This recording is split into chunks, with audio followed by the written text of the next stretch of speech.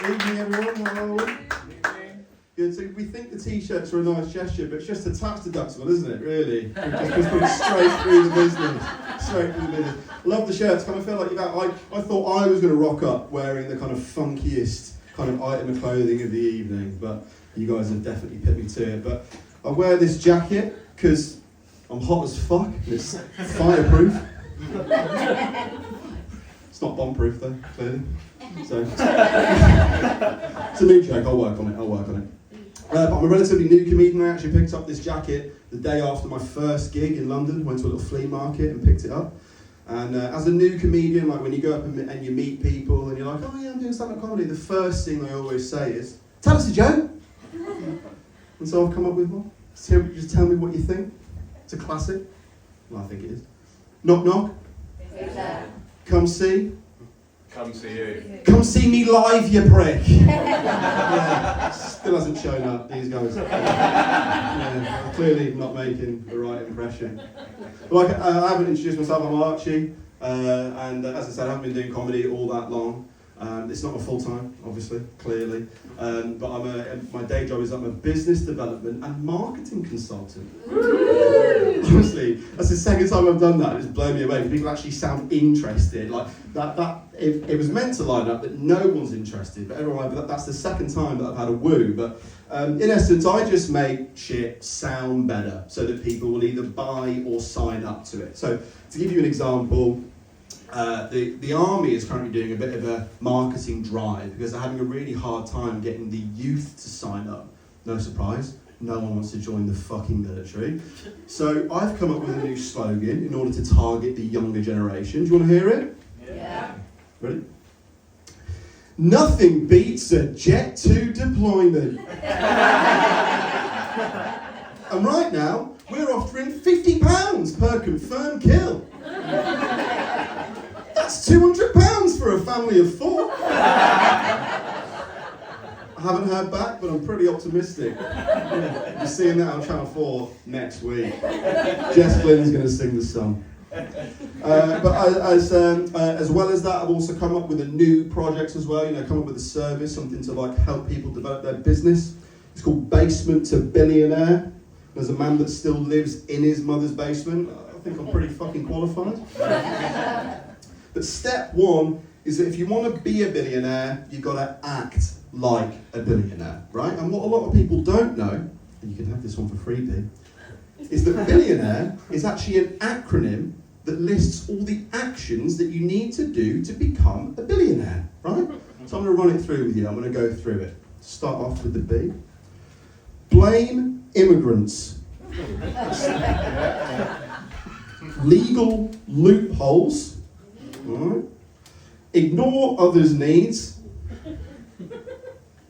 Avoid revenue reports. No, fuck that. I forgot how to spell billionaire. Hang on. Ignore others' needs. Avoid income reports. There we go. Avoid income reports. Exploit. Yeah, that one didn't go down that well, did it? It would help if I wasn't dyslexic. Maybe next time. I'll write it on my hand next time. It's probably a better idea. But when I'm not focusing on my business, when I'm not trying to drive sales, I'm a little bit of a ladies' man. I like to date, and just to kind of, I've got a whole plethora of horrible dating stories that I could dig into tonight to tickle your pickles. But let me take you back a couple of years to when I was dating this girl that had a 5-year-old son. Really, really lovely girl and really sweet kid. Me and this kid used to hang out with each other all the time. And our thing was that we used to go down the park together and we used to play football a lot. And this kid was genuinely a little bit of a baller. Like, with a little bit of training, he could become the Premier League's next best gambling addict. Or domestic abuser. Bit of a coin toss really these days, isn't it? But one day we were down the park and we were practicing free kicks, and he puts his free kick top right corner. Like, you could not have placed it better yourself. And in that moment, it all came together, and I was like, fucking hell, I've locked myself into a future star here. I was having visions of retiring on his beach with his fit mum after he just secured a £100 million contract at Real Madrid. And then she fucking left me. Apparently apparently putting creatine gummies in his lunchbox wasn't okay. He's not going to bulk on fruit wind-ups though, is he, really? Let's face it. So I lost my future star, I lost my opportunity at him, but I gained this idea, right? There must be thousands of fatherless children out there with untapped potential just waiting to be discovered. So I did what any sane man would do. I went to Hinge and I changed the filters to has kids. Not in a noncy way, right? But you know, if you want to find hidden talent, you've got to go to the source. It turns out there's a lot of single moms on Hinge. A lot of single moms on Hinge. When you're in the filters, it's actually crazy what else you can filter by, because you can filter by height, right? A lot of Premier League ballers around the 6 foot mark, so you can get rid of all the short girls, you know, focus for the tall ones. But you can also filter by ethnicity. Call me what you want, but an Englishman hasn't won the Player of the Year in 20 years. Clearly need a little bit of spice if you want to hit the upper levels of football, right? So anyway, start firing out likes, and before long, I get a match. We get chatting, and she's got a 10-year-old son who's obsessed with football. Yes, we're getting somewhere. And she also tells me that, you know, his dad left him at a really young age because he was ashamed of him, and that he's obsessed with football to try and win his father's respect. I couldn't give a fuck about that. The kid's obsessed with football. So I cut straight to the chase. I'm like, let's head to a park. I'll bring a ball. So the next day, we meet on the halfway line, and he's there with his mum, and he's wearing a Southampton shirt, which is a shame. But I'll get past it. When I'm there with my ball, I'm like, hello mate, how you doing? And I roll him the ball, and he looks at me, and he looks at his mum, and he looks down at the ball, and takes this confident lean forwards, and falls right out his wheelchair. Let's hope he's good at physics and cross my fingers for a future Hawking, maybe. Nah, he couldn't count to 5, so I fucked that off. And I also decided, mate, you know, just to move past this kind of Premier League star kind of dream that I had, right? And I decided to start focusing on, you know, what else I could do to kind of be more attractive to women. And you know, what do you think is the most attractive quality that a man can have? Oh gosh. Nice eyes. Nice eyes, very nice. What's your favourite colour eyes? Doesn't matter what colour, they just need to glisten. They just need to glisten. Yeah. Got you, okay. So maybe a big fan of glass eyes then? Like, guys with no eyes? Just no eye Drug patches. No eye patches. Not a fan of pirates. They don't hook you in. No. Very good. So anyway, I found that I read this poll, and this poll showed that reading was the most attractive quality that a man could have. I know, that's how low the standards are, people. Like, if a guy can read, you're on to a winner. But yeah, I found out that reading was the most attractive quality that a man could have. So naturally, I took up performative reading.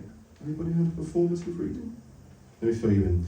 So what you do is you grab yourself a book, right? And then you head down to your spot. You could go to a park. You could go to a library. I like cafes. They're my hunting ground of choice, all right?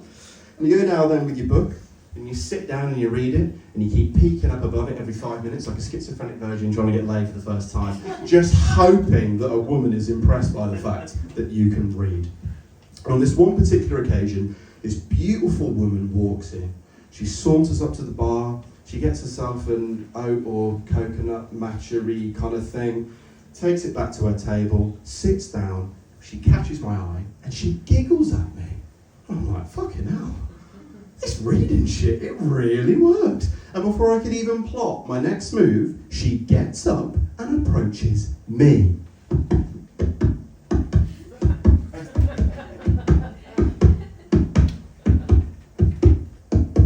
It was a big cafe. And she walks right up to my table and whispers in my ear, "Your colouring book's upside down." But that, believe it or not, is how I met my girlfriend. Genuinely. She comes to all my gigs. She's actually here tonight. She's sat in the... Don't look. She'll get really upset. She's here tonight. She comes to all my gigs. She's hilarious. Doesn't have a son, though. So, still, yeah, I know. It's alright though, don't worry, I'm poking all the holes in the condoms. I'm joking. We don't use condoms. But no, she's fantastic, and you know, as a comedian that talks about dating a lot on stage, it does tend to come up at home from time to time, you know, of course it is. And we were having this conversation the other week, and we were talking about, you know, what's your favourite movie, who's your favourite singer, etc. And she goes, so what do you think of Taylor Swift? Might surprise some of you in the audience. Not the biggest Swiftie, right? So I was just honest. I was like, well, she dates loads of guys, breaks up with them, and then just writes some shit songs about it. And without a second to think, she goes, "That's better than shit jokes."